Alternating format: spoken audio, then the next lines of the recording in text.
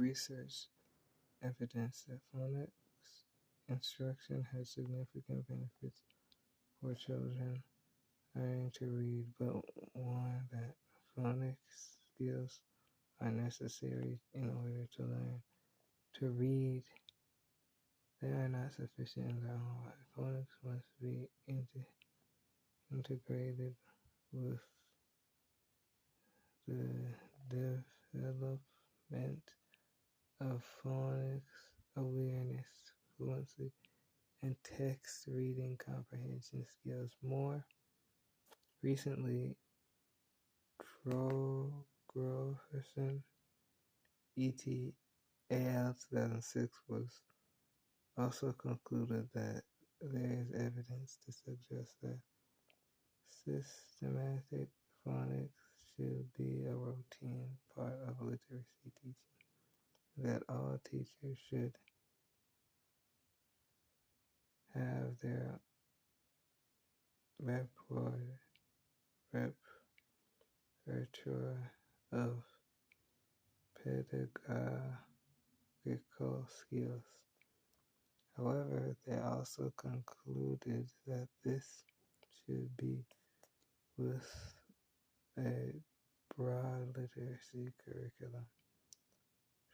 Orgerson et al. 2006, most recently, the Education Endowment Foundation, EEF, stated that phonics approaches have been consistently found to be an effective supporting younger readers in mastering the basic reading.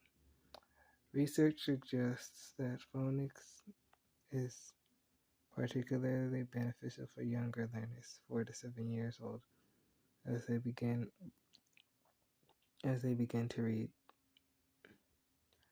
And in line with other large-scale studies of phonics teaching, they caution that effective phonic techniques are usually embedded in a rich literacy environment for early readers, and they are only one part of a successful literacy strategy. What does research tell us? Systematic review of research literature on the use of phonics in teaching of reading and spelling. Orgerson et al. 2006, the University of York and Sheffield were commissioned by the Department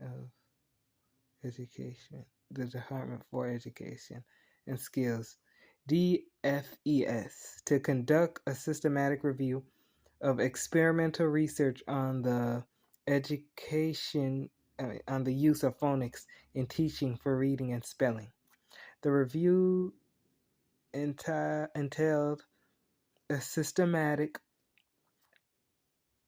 review of existing research. This means that explicit methods were used to identify, select, and include studies that fitted pre-specified criteria. This included that the studies were randomized controlled trials, RCTs. Ben Goldress described RCTs in education. We simply take a group of children or schools, we split them into 2 groups at random. We give one intervention to one group and the other intervention to the other group. Then we measure how each group is doing to see if one intervention achieved its supposed outcome any better.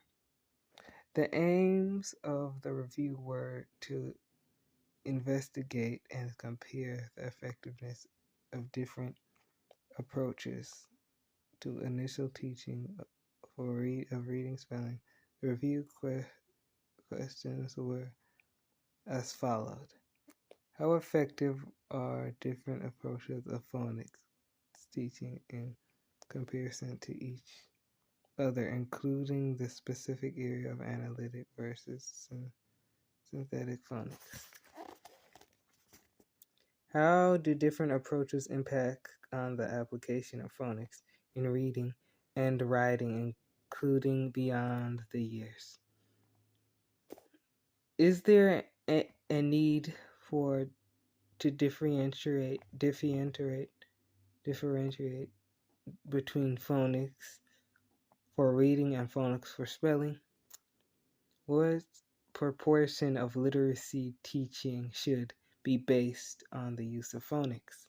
And the review drew a series of conclusions which resulted in recommendations of teachers, training, and research. Teaching systematic phonics instruction should be part of every literacy teacher's repertoire and a routine part of literacy teaching. Teachers who do not use systematic phonics in their teaching should add to their routine practices. Systematic phonics should be used both with normally developing children and those who are at risk of failure. Teacher training. The evidence implies that learning to use systematic phonics in a judicious balance with other elements should form a part of every literacy teacher's training. However, there was no strong RCT evidence that one system of systematic phonics was more effective than the other. There was no strong RCT evidence on how much systematic phonics is needed. Evidence was insufficient as to whether or not phonic teaching boosts comprehension and whether or not phonics should be used to teach spelling. Research. A large-scale UK-based cluster randomized control trial would enable further investigation to reveal effectiveness to different types of phonics instructions for children with different learning characteristics. Phonics on children who have English as an additional language. ELA, becoming literate and having access to all the delights, enjoyment, and engagement in education and society it brings is vital for children, including those who have English as an additional language. EAL, the United Kingdom, the number of children who speak one or more languages in addition to English has increased significantly over the past few years. The 2013 school census showed that there are